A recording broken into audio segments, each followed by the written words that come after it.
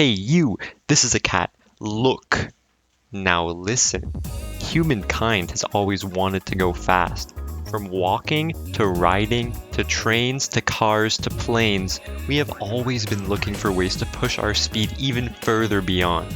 And now I am here, demonstrating the next logical progression for humanity, the most important innovation since flight, becoming the fastest player in World of Warcraft.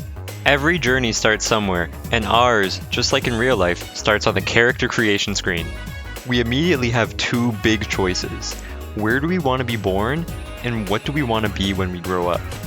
For anyone who wants to go fast, these are very simple questions with very simple answers. You want to be born on Christmas Island, and you want to be a blue hedgehog.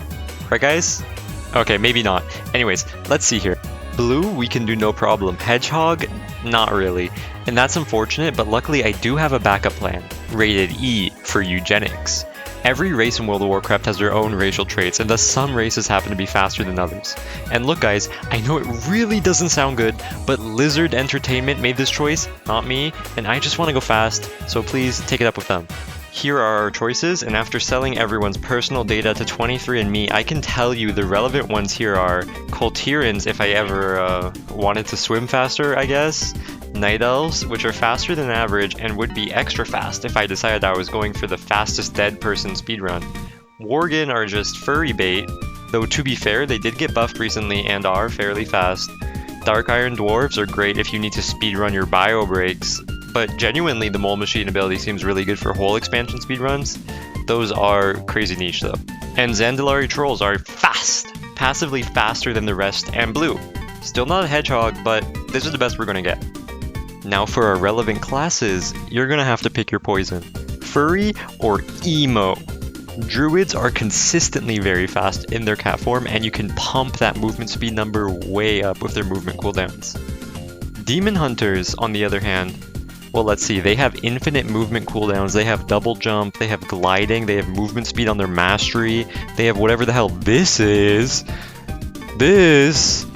Whatever this is. But okay, let's be honest, that is pretty cool, but here we're looking more for the land speed world record and not having a 360 no-scope ladder stall phase montage.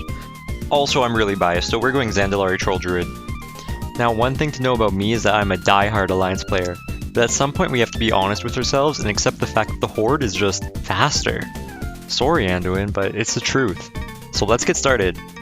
Oh, right, I forgot, since I never actually play Horde, I still need to unlock the race. And that is where our journey will begin. The process is simple. We have to hit level 40, talk to the NPC, do the quest, and then profit. Easy, breezy, beautiful. Right? Wah! Wrong! Gizzard Entertainment decided to add an extra step in our process and bless me with this amazing returning player experience. Please make it stop.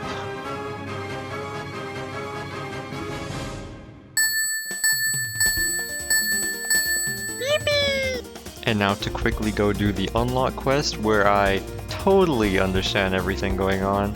Wait, none of these people should know me. My immersion is ruined. Anyways, Zandalari Troll has been unlocked and now we can get started for real. Despite all our planning on race and class, we've ignored the real most important choice in character creation. Customization. Now hold on, before I lose you, think about it. Cars, trains, planes, what do they all have in common? Meticulous engineering, drag reduction, mathematics. Clearly, this is going to be crucial in World of Warcraft as well. We need to be bald. We need to have no earrings. We need to be as plain as possible to maximize our aerodynamics. And how shall we name our champion? How about Sonicat? Sonicat the Hedge Cat. First things first, we can immediately activate our racial and praise Gonk to get the 5% movement speed buff. If I can figure out how to get to him, that is. Wowhead tells me he's over there, but this city makes no sense to my puny Alliance mind. So as an experienced gamer, I realize the easiest way for me to get there is to just kill myself. And my poor legs will never be the same after this. But that's because they'll be faster. 5% faster, to be exact. Wait, no, that's not Gonk. That's the wrong buff. Let me just... Wait, 5-day cooldown? 5 whole days? Are you serious? What about my legs? Alright, look guys, I know we're already so attached to Sonic Cat, but at this point I think it's best to just send them to the great green hill in the sky, because I am not waiting 5 days. Rest in peace, Sonic Cat. Oh, welcome back, Sonic Cat. So, while I go through all this again, I can't say I've learned any better how to navigate Zeldazar, but I do know how to read my buffs now, and I can tell if I'm at the right shrine. And now I truly am 5% faster. No more of that. So I rush to Orgrimmar to start leveling, but just as I load in, I begin unlocking every transmog in the game at a record pace. No one has ever done this before, and I am only level 10. This is just a taste of the speed to come. But let's take a step back for a second. If I'm to be the fastest, I should also level the fastest. So let's take a look at the speedrun world record for leveling. 3 hours? No, this simply won't do. It's much too slow for me. Perfect. Alright, now that I understand how to level as fast as possible, I head over to Ashenvale and ignore everything I just saw. Here we are! But look at this. Do you see what I see? See that funny little number? Something suspicious is going on here. We're getting bonus gold, +1 copper while looting. Not only are my Zandalari ratios making me run faster, they're also making me rich faster. Kodo speed! Kodo speed? Okay! So I've passed level 20 and that means I now have flight form. And boy am I fast! Now this isn't exactly the type of speed we're going for since you can't use it in most dungeons, but it's still pretty nice to have. Yay! Leader of the pack, yay! Extra made an open world PvP talent, yay! I found a roller coaster, yay! Yippee, yay! Oh, my bad, I got distracted for a second. Forgot I was supposed to be doing war crimes for Garrosh. Anyways, wanna see me run to another zone and back? Wanna see me do it again? Around the whole continent within seconds, that's how fast I'm getting, and I'm not even at my target level yet. Desolace, Ashenvale, Southern Barrens, Fellwood, Darkshore, you have never seen anyone go this fast before, and you never will again.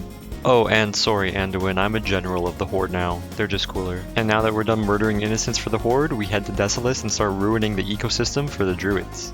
Hey, pay attention! I'm interrupting your regularly scheduled leveling content to tell you about this new talent I just got. Forest Walk. It gives us 8% movement speed when we cast Regrowth. Now, before you go, 8%? That's nothing. No, this is what separates the level 1 noobs from the level 99 Mafia bosses. Maintaining the uptime of the speed buff with our instant cast is going to be crucial in all of our speedruns. Keep an eye out for this buff. Now 61 is coming soon, and then we're going to cap our level and start gearing. But there are a few important decisions we need to make now. What variation of the Druid forms are theoretically fastest? Let's get into it. For bear form, the choice is not hard. Most of these forms are bulky, tanky, berry. We want to minimize that, so ideally we would go with the Umbra Claw form, because if you can believe it, owls are faster than bears. But unfortunately I don't have it unlocked, so I'll have to take the L and go for the lightest looking bear, Claws of Ursoc. Cat form is a bit more interesting with 2 viable options. We've got Druid of the Flame, which is on fire, and everyone knows that flames make things go faster. But then we also have the Moon Spirit, which is part bird, and birds are faster than cats. They also tend to fly better, which may be relevant in our runs. For our Moonkin form, we are looking to maximize our aerodynamics with the smallest horns, whiskers, and eyebrows. We're going to take the Raptor Beak as it is the mathematically fastest option. But to be fair, as I was doing my research for this option, out of Parrot, Medium, Raptor, and Parakeet, I realized I didn't know what the medium bird was. It's possible that this unknown bird is very fast and can speak to the dead. I consider this the wildcard option, and I can't fault any good speedrunner for picking it. For the feathers option, you might think none, but that's actually a noob trap.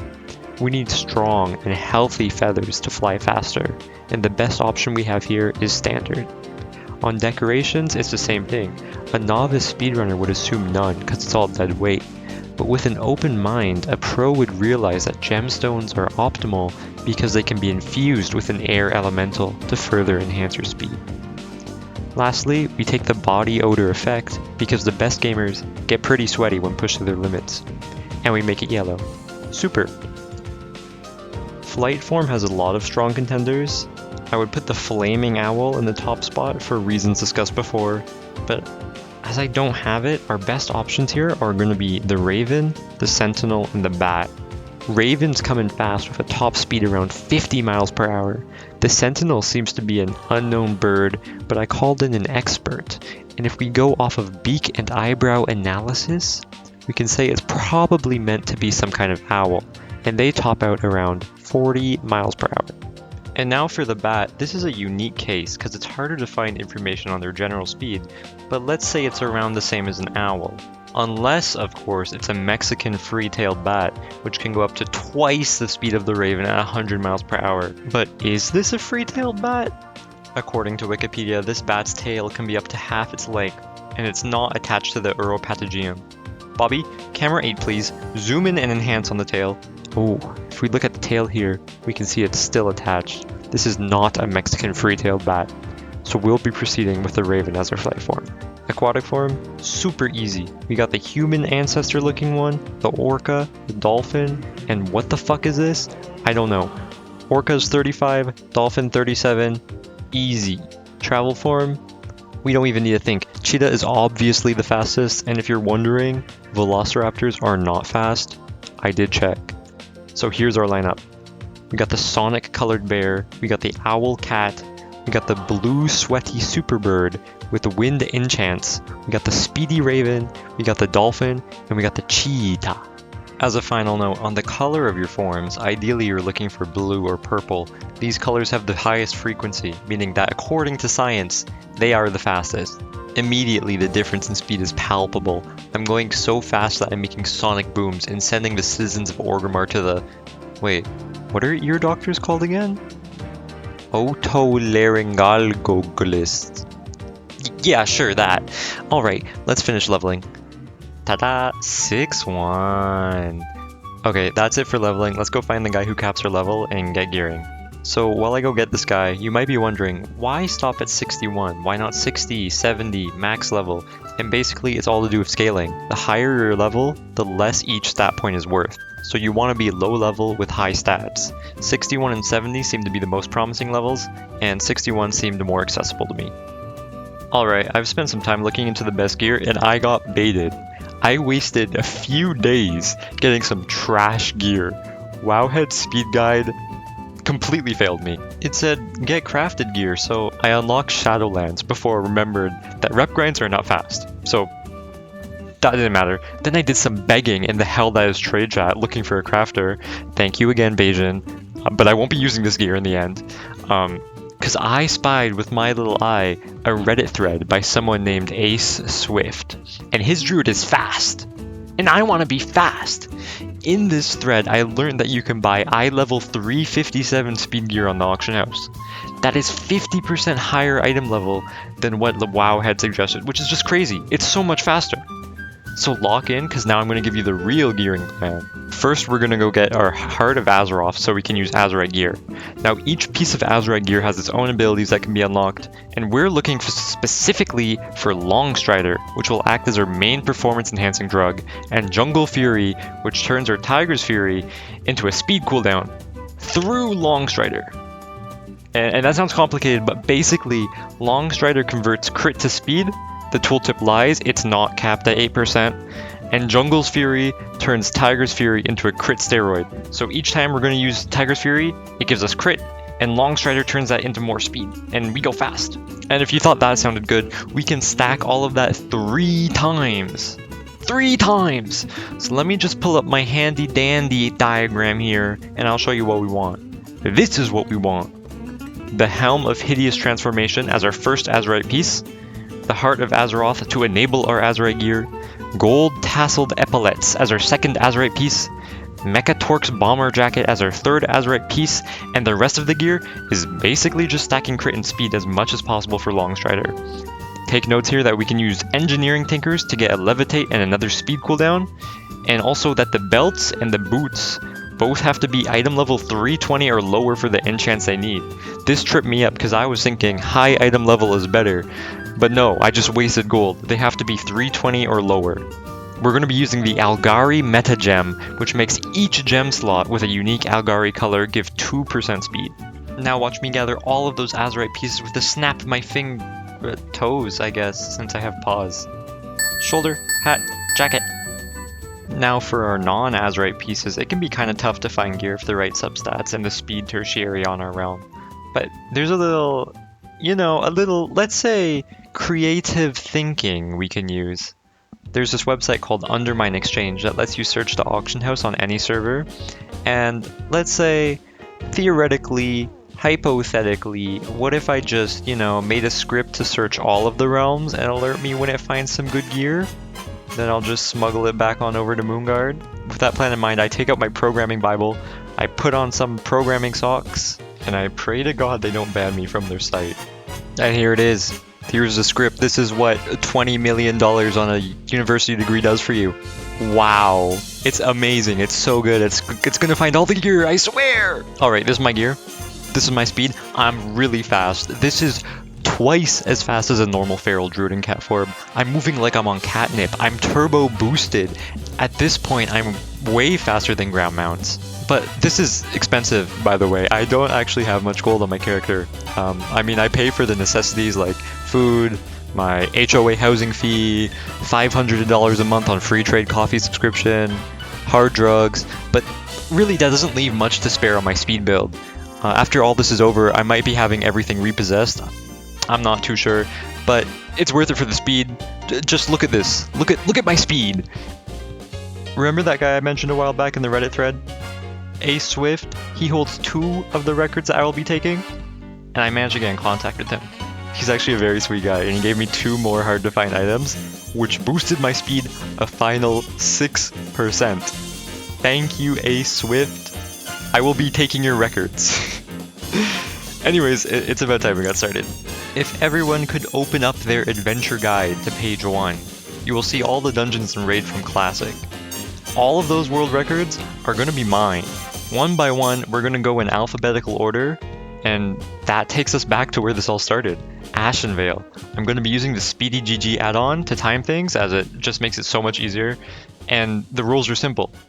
Anything goes as long as we kill every boss in the dungeon journal, and the timer starts when we move. Here we go! Black Fathom Deeps is a relatively simple dungeon. We can cut at the start with Wild Charge and use a water walking potion to maintain our speed even through the water sections. The previous world record uses an Arcane Mage and has some interesting ultra time tech here. I really wish I could do that, but I can't. Blackrock Depths is a super long and very nuanced dungeon. We can trigger the Ring of Law cutscene early, as it takes a long ass time and we don't want to wait for that, and then come back to it later. For all the runs I'm showing you, you can also find the full uncut versions in a playlist on my channel. In retrospect, I think I could have summoned the keg boss while waiting for Phalanx to do his slow ass walk to the door, and that would have saved a couple seconds. Could also use Incarnation to drop aggro for those braziers, because if you get hit, it's very painful. Deadmines is nostalgic and has a really neat cannon tech in it. If you're jumping, your position only gets updated when you hit the ground, so we can actually abuse this to dodge the AoE stun that triggers when the cannon is clicked. This is also the first dungeon we can make use of gun shoes, because this is outside for some reason. Just slapping some guns on our paws lets us go very fast. We turn the game into a platformer, and I promise it's harder than it looks to not fall off. It's also pretty fun. Dire Maul West. In this wing of Dire Maul, you're supposed to have to disable all 5 pylons to remove a barrier, but nowadays you don't actually have to do that, you only need 2. This is actually the first dungeon we can use our parachute for a nitro boost extend, which is neat, but other than that it's quite simple. Dire Maul North has another momentum preservation tech. You don't lose your speed until you hit the ground, even if the buff runs out, so if we use the parachute we extend our airtime. Also look at that sick disengage tech to hit the guard without having to go around. That was pretty awesome. Dire Maul East has this insane sick cut at the start that is so wicked. StarCraft levels of APM required. Unfortunately though, this dungeon has a huge unskippable 30-second cutscene.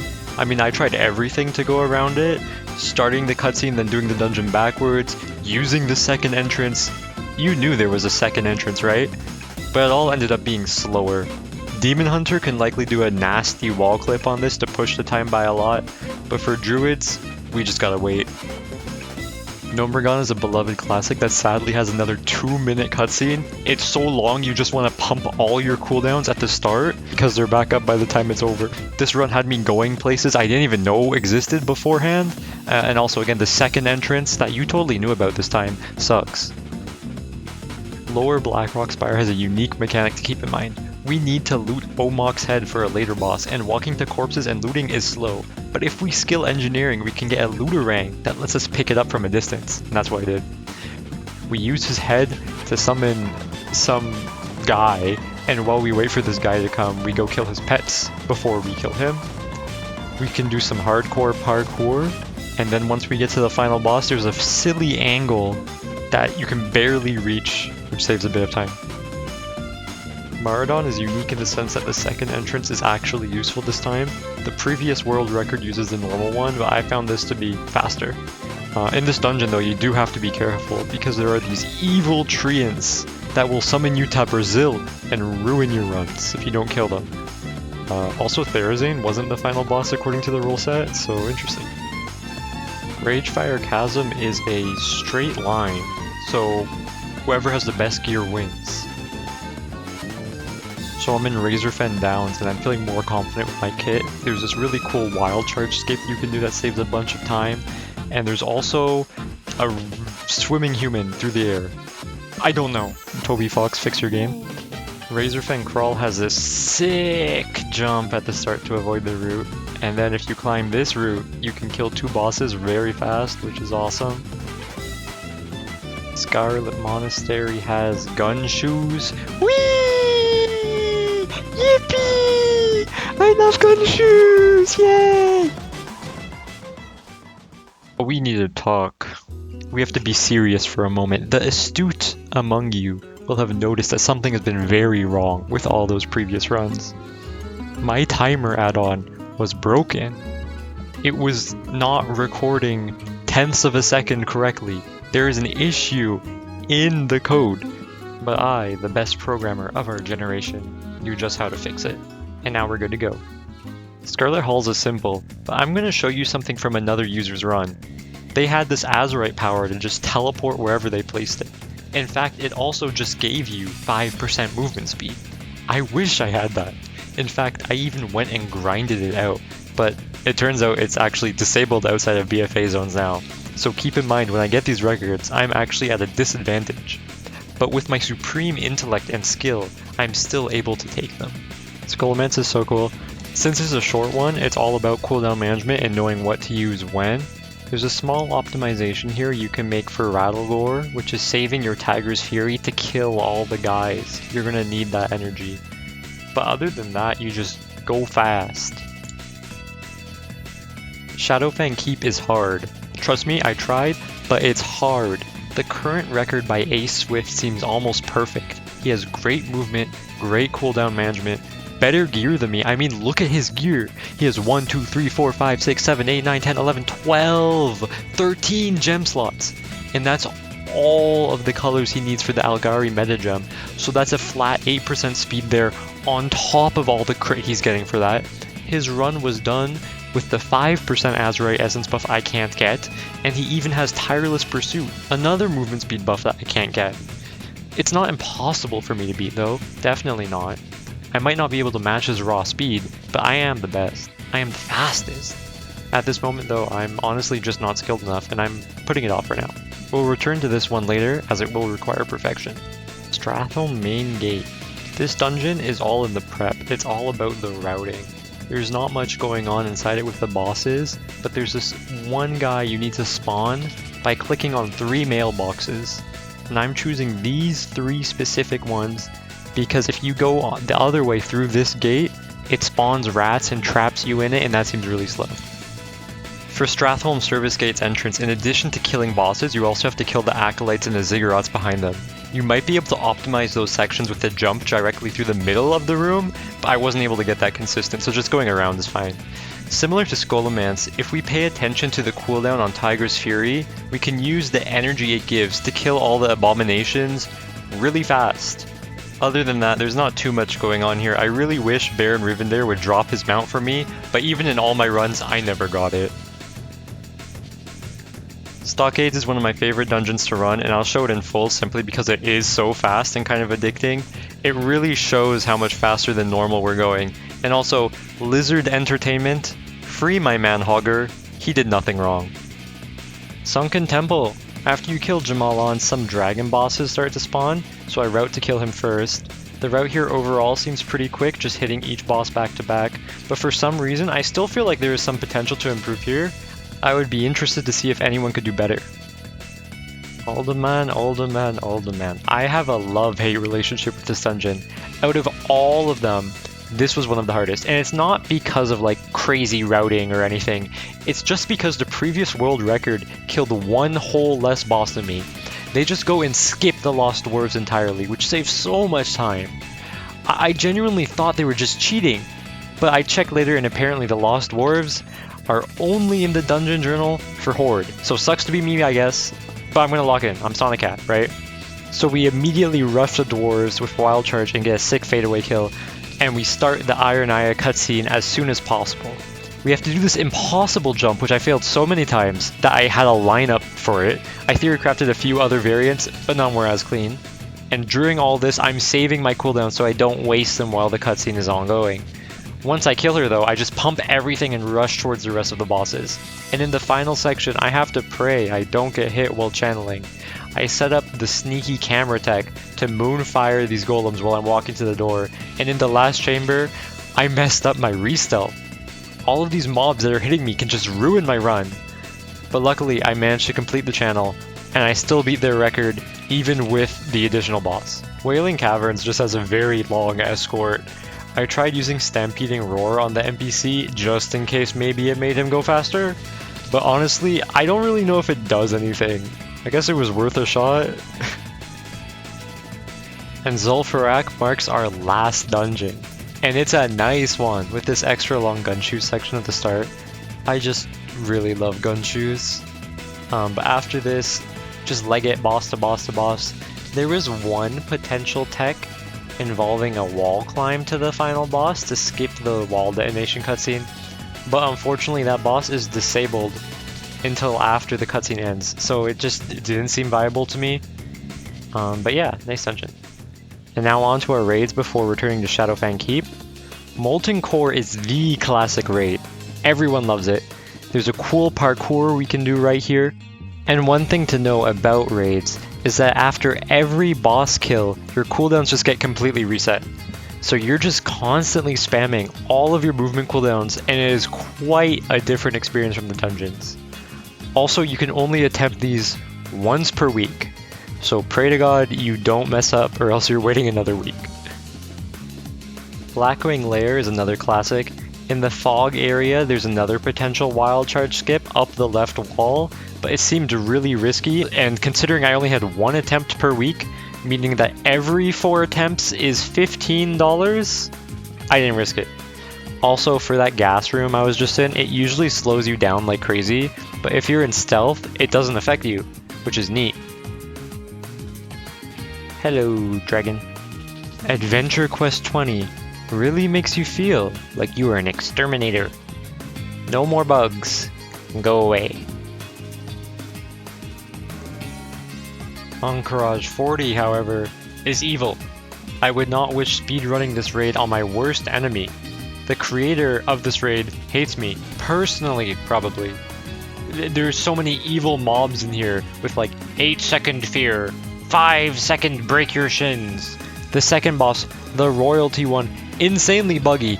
In my one submitted run, I had to kill them 3 times because they kept glitching. Yes, I'm serious that my best run involved killing the same boss 3 times.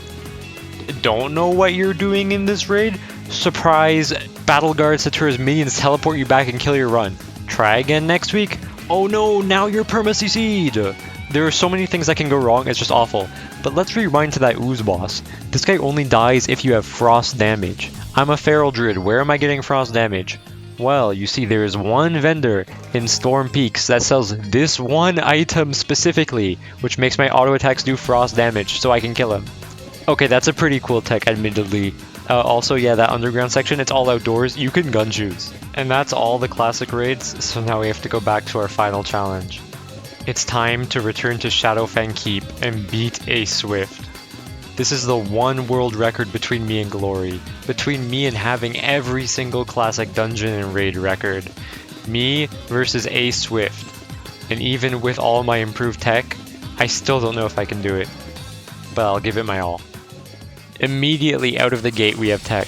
I pre-cast Regrowth to get the 8% movement speed buff. I target the first rat to kill him for my food buff, and I go. I weave up the stairs and use my target macro just to snipe the first boss from the top of the section. I use the rats surrounding me to maintain combo points through the cutscene and have an instant regrowth when the gate opens. I jump whenever my speed buffs are about to run out to eke out those extra milliseconds. And I use Incarnation for a re-stealth gun juice. I bring out the Boomkin Disengage Dark Technology to skip the indoor section. Tight corners around the staircase with my targeting macros putting in some heavy work. I jump this gap and I make it. Just barely, I made it. I actually beat a Swift and now I can claim every record on the leaderboard. But I was playing with fire. I didn't know, but apparently whenever you upload a run to speedrun.com, if you beat someone's record, they're alerted. Sorry Fallacious for sending you so many emails. But honestly, letting a Swift get these emails was my biggest mistake. I had all my runs submitted. They were all done, all in, but they weren't getting approved. What's going on? They only approved one of the 2 runs I uploaded? What about my other run? Why is it still in review? What if someone beats my time while I'm waiting? Will I ever be the 100% world record Giga Chad and mog all the Virgin WoW players? And I mean, maybe it just wasn't meant to be. Theoretically, I had them all. Theoretically, they were all submitted first, uploaded first. I should have had the clean sweep every single world record. But maybe a Swift submission was just the latest one and they saw it first. A Swift came back and he took my Scarlet Monastery time. And then again, he took my Shadowfang Keep time. And these runs were perfect. He didn't just beat my runs, he destroyed them. He came back with the new strats and everything. I mean, look at this! And this! How do I beat that? So, a Swift might have taken my runs and ruined my official clean sweep. But I don't know if I would have had it any other way.